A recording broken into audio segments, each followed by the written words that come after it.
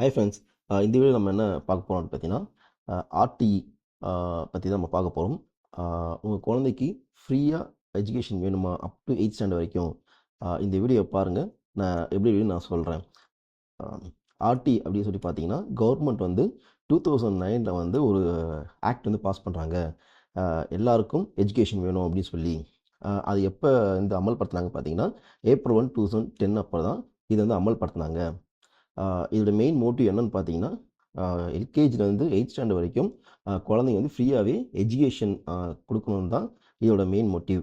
இது யார் யாருக்குலாம் தருவாங்க அப்படின்னு பார்த்தீங்கன்னா, எக்கனாமிக் வீக்கர் செக்ஷன் இருக்கிற குழந்தைக்கும், அப்புறம் டிஸ்அட்வான்டேஜ் குரூப் இருக்கிற குழந்தைக்கு மட்டும்தான் இந்த ஆர்டி வந்து பொருந்தும்.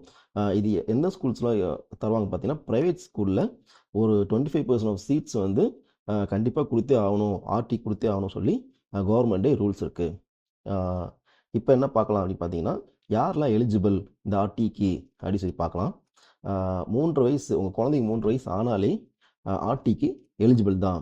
அதே மாதிரி எஸ்சி எஸ்டி இந்த வகுப்பினர் சேர்ந்தவங்களும் எலிஜிபிள் தான். அதேமாரி டிசபிள் சில்ட்ரன் டிசபிலிட்டியாக இருக்க குழந்தைக்கும் இந்த ஆர்டி வந்து பொருந்தும். இது வரைக்கும் நம்ம யாரெல்லாம் எலிஜிபிள் பார்த்தோம்.